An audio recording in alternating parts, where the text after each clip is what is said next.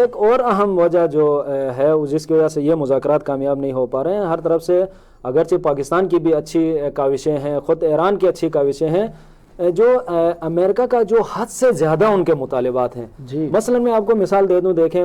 Uranium کی افزودگی کے بارے میں یہ تقاضا ہے ان کا کہ ایران کو صفر تک لے کر زیرو کر دینا چاہیے، بالکل زیرو کر دینا چاہیے. حالانکہ ایران جو ہے وہ انٹرنیشنل جو ایک اس کے مطابق ہے، جو ایک ادارہ ہے اس کے قانون کے مطابق جو ہے کہ یورینیم کی افزودگی ایران کے اندر کرتا ہے. تو ایران نے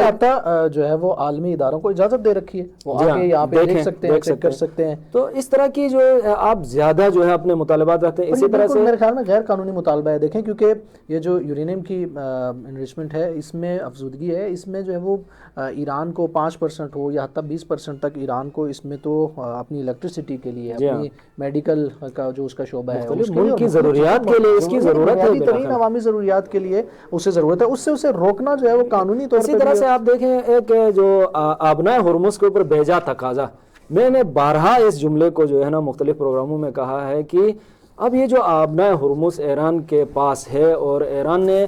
یہ کہوں گا یہ جملہ جو ہے وہ اس جنگ کے نتیجے میں ایران نے حاصل کیا، اس کے اوپر کنٹرول حاصل کیا ہے. اس کو اب آپ کہیں جی یا تو اس کو جو ہے نا پہلے والی سچویشن میں لے کے جائیں یا مجھے بھی شریک کریں. بھائی آپ کس بنیاد پہ شریک ہونا چاہتے ہیں؟ آپ کے پاس کون سا ایسا قانون ہے، کون سا ایسا تقاضا ہے؟ 14 سے 15 ہزار کلومیٹر آپ وہاں سے اٹھ کے یہاں آ کے کسی ملک کے اس کے اوپر آپ کہنا چاہتے ہیں میرا بھی کنٹرول ہو. ایسا بھی نہیں ہے کہ ایسا بھی نہیں ہے کہ ایران نے جو آبنائے ہرمز پہ کنٹرول کیا یعنی کوئی بدماشی یا قبضہ کیا، نہیں، ایسے نہیں ہے، بلکہ ان کا حق ہے جو ہے وہ عالمی قوانین کی نگاہ میں ان کا حق ہے، اور عالمی اداروں نے جو چیزیں جو ڈکلیئر کی ہوئی ہیں، جن چیزوں پہ اتفاق کی، ان میں حق ہے. ہاں، اس سے پہلے وہ فائدہ نہیں اٹھا رہے تھے اور پوری دنیا کو وہ جو ہے وہاں سے گزرنے دے رہے تھے. آج بھی جو آبنائے ہرمز بند ہے اس کی وجہ ایران نہیں ہے، اس کی وجہ امریکہ اور اسرائیل کی جارحیت اور امریکہ اور اسرائیل کی نہ رکنے والی خواہشات. ایران نے تو ایک مرتبہ جب جنگ بندی کی بات ہوئی تھی تو کھول دیا تھا اس کو، انہوں نے اس ناکہ بندی کو نہیں کھولا تو انہوں نے بند کر دیا. دیکھیں پھر جو ہے وہ ایک تو یہ ہے، ایک تو اس طرف سے امریکہ کا یہ والا رویہ ہے. اس طرف سے آپ ایران دیکھیں، ایران کے پاس جو منطقی اور جو ان کے پاس جو 10 پوائنٹس ہیں، وہ اپنے ان پوائنٹ سے پیچھے ہٹنے کے لیے تیار نہیں ہیں، چونکہ ان کا جو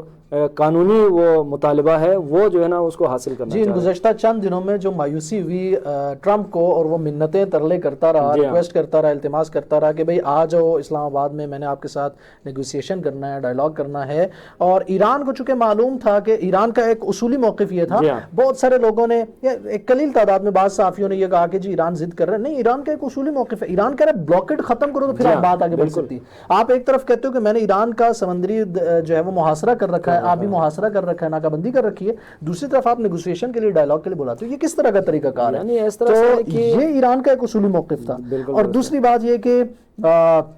ایران کا جو موقف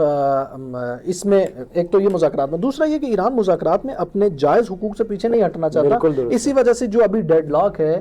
اس ڈائیلاگ کے اندر، وہ اسی وجہ سے. یہی وجہ ہے کہ اب جو آغا عباس عراقچی گئے پاکستان، اس کا